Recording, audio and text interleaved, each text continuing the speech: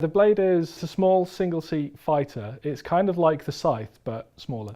Whereas the Scythe has a couple of size 5 guns, the Blade actually has 4 size 2 guns instead. It's just a little bit smaller, a little bit more easily destroyed, but at the same time it's still got a vicious punch that you'd expect from the Vanduul. Essentially it's the Vanduul equivalent of the Gladius. Yeah, so the Vanduul Blade is a very agile single-seat fighter with 4 weapon mounts of size 2 guns, gun turrets, and 8 size 1 missiles on top. It's a multi-purpose fighter really. It's just one of the smaller Vanduul ships that are supposed to be coming out of the bigger ships, gets deployed by the King ship. And the idea behind the Blade's landing mechanism is that the wings fold in towards the cockpit, and then there's a panel that pops off underneath the wing itself on both sides, and then acts as the landing gear. And in the back there's the ribs, which just fold out and reveal the main landing gear in the back, which just acts as a counterbalance to the rest of it, as otherwise it just tip over. The Blade art-wise is very curvy, similar to the other Vanduul ships. There's curves sweeping in and out of each other with lots of animated elements and some biomechanical influences, like from H.R. Geiger. It's as fast and aggressive as Vanduul ships tend to be. It's also got a fairly interesting profile where it's almost shaped like the Batwing. It's got like this little sort of U-shaped curve to it. Basically, it's just a fast, aggressive ship. It's not particularly durable, but, you know, it's a bad guy ship. You're supposed to blow it up. Some of the organic elements, it glows, it pulses continuously throughout the ship to give it a lot more life. And then there's some animated ribs that open up to reveal the landing gear. I don't want to call the profile sinister, but definitely it's nothing that humans particularly designed their ships for. In addition to this, it's got the sort of accoutrements you'd expect from the Vanduul. It's got like little spiked blades on the front of its wings. It's got some spikes along the back of the wings where they're like vents just poking out the back, 4 little spikes coming out of it. It's a spiky, evil, sinister looking ship with red glowing lights all over it. I mean, very clearly you look at it, you're like, that's a bad guy ship. The interior of a Blade is very organic and feels similar to the exterior. Same kind of basic curves going everywhere. It's a bit more intricate as it's an interior, so it needs to be. The dashboard is completely hologram based, except for the joysticks to steer the ship. Everything else is just holographic, which gives it a bit of a distinct look from the rest of the ships for sure. Some other ships that are similar with lots of holographic. I think the Vanduul style pushes that a bit further. One of the main things is how you get into the ship. With the Vanduul ships, you have the seat, which is kind of on a runner, and the hatch will pop down and the seat will slide down to you, and you grab onto the seat and it'll pop back up again, taking you with it.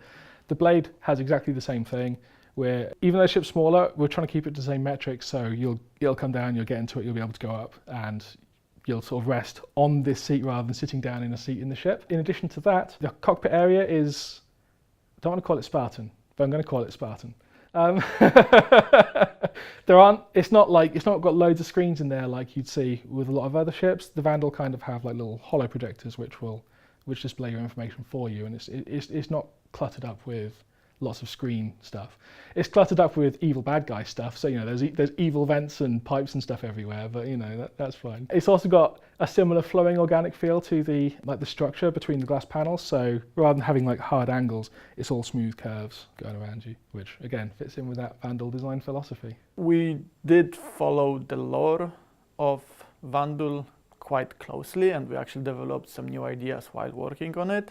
How do they actually make their technology? Where does it come from? How does it run? How does it put together? That's quite an interesting way of looking at Vanduul, I think. Trying to move away from portraying them as those mindless, just warrior-like, you know, frenzied creatures, and then put some intelligence and some interesting aspects of their culture that make them maybe a little bit more, well, I wouldn't say sophisticated, but definitely not mindless, and quite intelligent and purposeful in what they want to achieve. They are scavengers. They don't create their technology. They absorb other races' technology and make do what they want with it. So they are really, really capable in understanding how stuff works and making stuff work for them by modifying it and like combining stuff together. Obviously, they are not like the visual aspects of their stuff. They don't care about that stuff. That's way like they don't have art. They don't have, you know, pop culture or anything like that. They're just out there to basically conquer and absorb and assimilate and then just be stronger. That's why their weapons, they don't necessarily have a consistent style per se, as you can very often see some other races and some other technologies inside. For example, see a weapon that has a laser emitter that's clearly based on Banu technology. You can see completely different lines, completely different style than to the what would call Vanduul style. You can see some human stuff in there because, for example, there was a battery or a generator that they really, you know, they looked at it.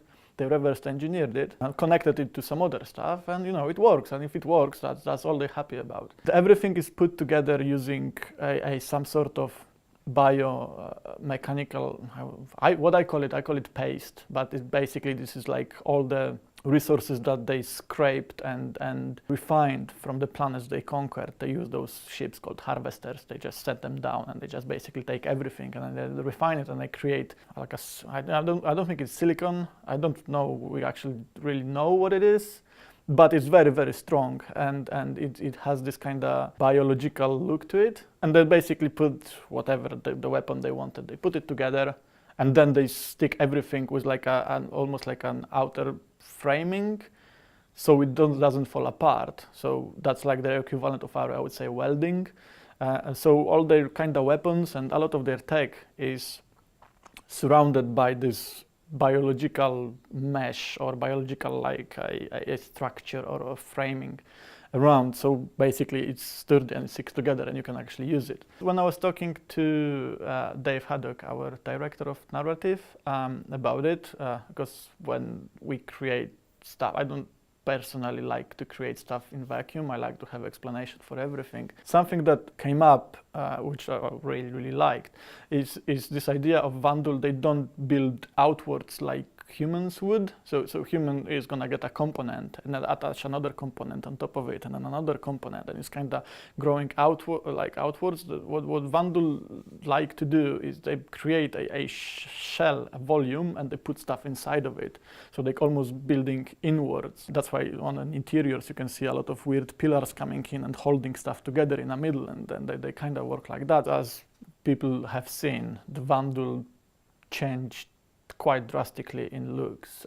We had this very, very noisy, very, very grungy, almost a scrapyard look to them initially, and that's how the first wave of the concept art and a lot of the models was created a few years ago. There wasn't necessarily anything very wrong with it, other than it was incredibly inefficient and incredibly expensive to run. We wanted to have massive fleets, and that's our goal, to be able to run a lot of those ships at the same time, almost in like a swarm-like formation. So we had to really cut down on polygons. And that when Matt and Colin, a couple of years ago, they created a Vanduul Driller, the big carrier of the Vanduul fleet, in a new style with much more kind of organic and smooth curves. We followed that with other ships, and we had to kind of pretty much rebuild all the other ship according to that. And that also affected weapons. You can see the old style of Vanduul weapons on some of the ships that are currently in PU and you can currently fly, like Scythe and Glaive. Try to balance all the smooth curves with the more spiky, aggressive shapes. There was also the issue of scale, where there isn't really that much you can use to get the scale reference for it. There is the cockpit, of course, with the glass windows, but other than that, there is not much you can really gauge the scale by. One of the things with the redesign was at one point there was some experimentation with getting like a rear room where you could get out the seat and walk around the back of it. But at that point the ship started getting a bit too big. It was starting to approach the size of the Scythe. And obviously being a light fighter, that was making it too big. So that got scrapped and it got scaled back down again a little bit. Essentially the ship, the core of the ship has stayed the same throughout all the different iterations. The Blade is one of the last ships we've made. It has a lot of the ideas. What we want to do now is we want to kind of go back again from Blade to Driller to get all those ideas and then expand them over the whole fleet again, and just to add a few more things. Blade has a little bit of that. We want to create few more like common Vanduul visual elements and maybe add to it a little bit later and then add to other ships, but it's probably the closest ship right now to what we actually want Vanduul to look like. But it might change a little bit visually in the future, obviously, like anything else is bound to change. We reserve right to change this stuff. It's definitely not final. We'll see what works. It's very iterative process, especially when you're working on the whole fleet almost at the same time, which is kind of what I'm tasked to do. As a bit of a light fighter, I mean, it's going to go in fast, it's going to fire a lot of guns, it's going to harry smaller targets. You might use multiple of them in conjunction if you've got like a bigger ship to try and pepper it and take it down, so something else can come in and strike the killing blow on larger targets. It'll be your general purpose dog's body for a fleet. It'll fight whatever you want it to, and it'll generally give them a bit of a bad time.